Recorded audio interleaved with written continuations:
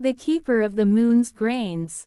In the heart of the deep forest, where the pines whisper ancient secrets and the ferns reach up to your knees, there was a tiny village called Hazel Pool.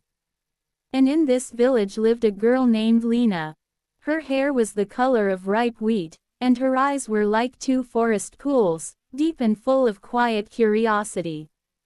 Unlike other children who loved noisy games, Lena loved silence. Her favorite time of day was dusk, when the sun faded into the sky, painting it in shades of apricot and lavender, and a shy, pale moon took its place. Lena would spend hours sitting on the porch, listening to the night forest awaken with the hoots of owls, the chirps of crickets, and the distant howls of foxes. But most of all, Lena loved the moon. It wasn't just a ball in the sky, it was a living creature, majestic, sad, and incredibly generous. Every night, Lena whispered her innermost thoughts to the moon, and one day, in a moment of awe, she promised, "I would give anything to touch you." One late evening, as Lena was returning from the forest with a basket of wild strawberries, she saw an unusual sight. A strange creature was hopping along a path that was barely visible in the growing darkness. It was about the size of a hedgehog, but its fur was soft and silver, shimmering like dew on a spider's web. Its long ears were flapping, and its large, round, violet eyes were filled with tears. The creature was searching for something, its paws moving quickly through the fallen leaves. "Hey, who are you?" Lena called out quietly, trying not to scare the stranger away. The creature shuddered and turned around. When it saw Lena, it did not run away, but only sadly lowered its ears. "I am the moon rabbit," he whispered in a voice like a crystal bell. "I serve the moon itself." "What happened? Are you crying?" "I've lost it. I've lost the most important thing," the rabbit sobbed. "A bag of moon grains. We sow them on the edge of the moon so that it will shine. Without them, its light will dim, and then the night will become truly dark, and people's dreams will be empty and restless. I brought one sack to Earth to recharge it with the power of sleeping dreams, but I dropped it. Now I can't find my way home, because the path of moonlight only appears when the seeds are nearby." Lena crouched down. Her heart ached with pity. "Don't cry, I'll help you find it. We'll definitely find your sack."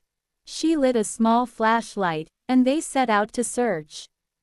They crawled through the thorny grass, peering under the roots of the old oaks, and digging through the moss.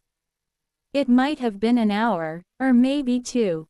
The flashlight began to blink, warning them that the battery was running low. Lena's heart began to race with worry. Then she noticed a faint glow beneath a fern bush. It was as if someone had scattered tiny pearls across the ground. "Look, what is it?" she exclaimed. The moon rabbit jumped up and down with joy.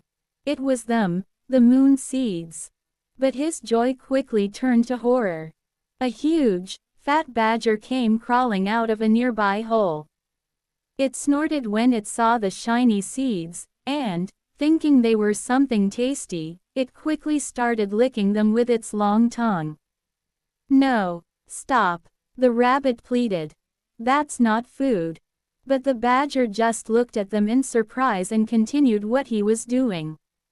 In a few seconds, he had swallowed every last grain, grunted in satisfaction, and crawled back into his hole.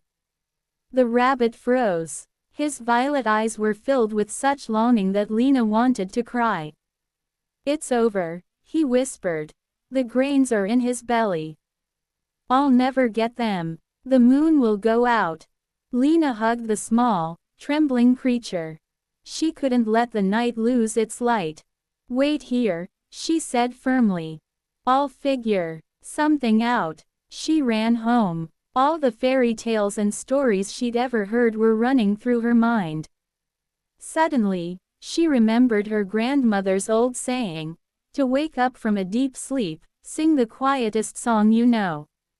Sleep loves silence. Lena grabbed a jar of honey from the kitchen, the most fragrant and sticky, and ran back to the badger's hole. The rabbit looked at her in disbelief. "What are you up to?" "He's asleep." "That's exactly why," Lena smiled. She carefully coated the entrance to the hole with honey, and she sat down next to it, clutching the moon rabbit to her chest.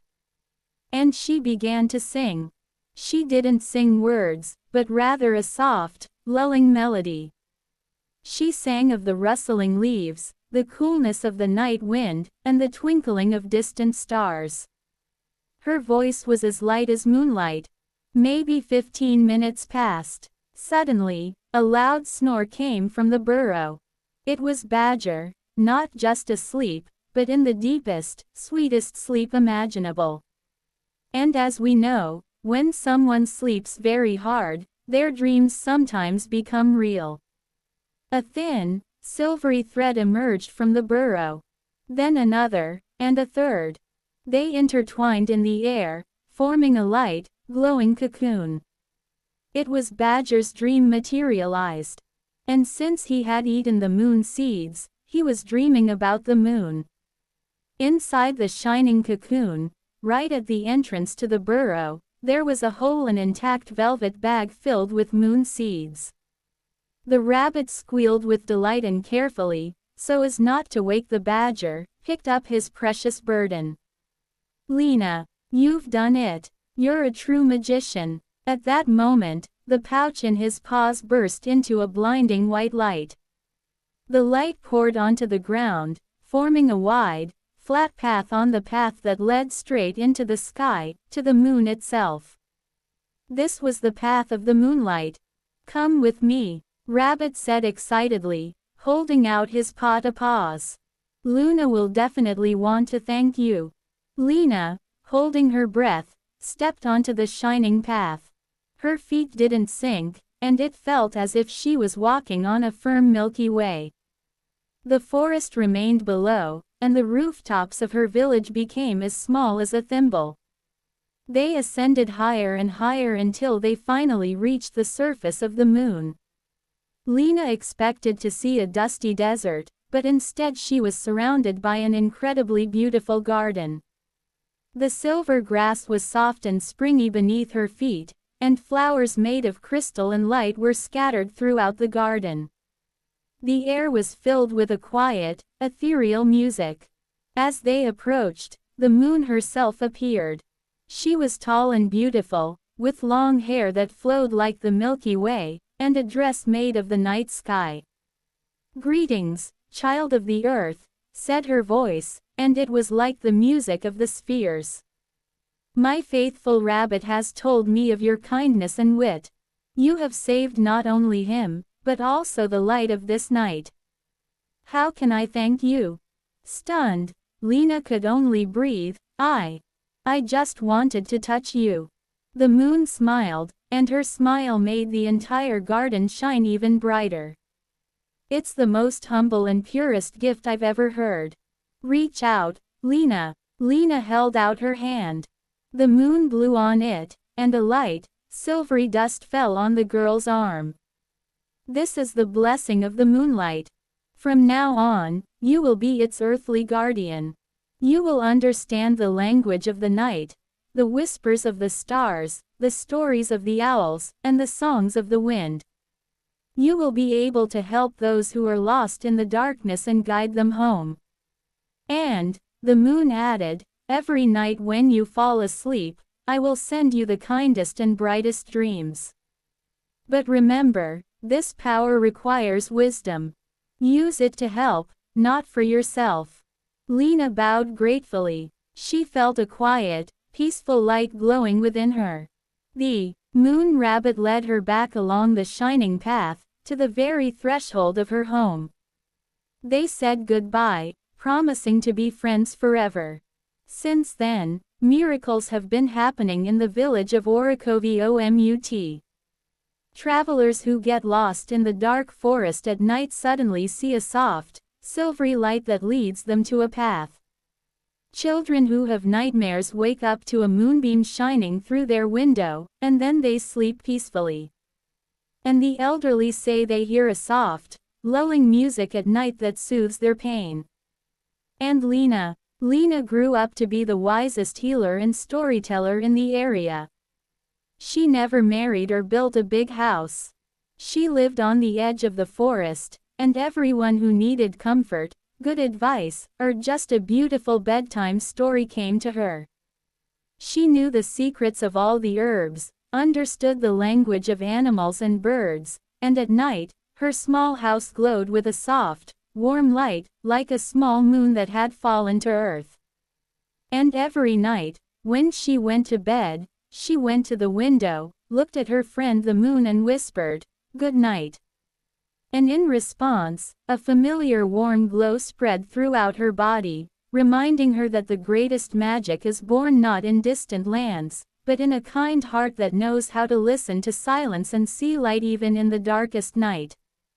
And if you ever find yourself in the dark forest at night and see a twinkling, silver light, don't be afraid. It's just Lena, the guardian of the moon seeds, on her way to help someone. Whisper your most cherished wish after her, and maybe that very night, it will come true under the generous light of the kind moon.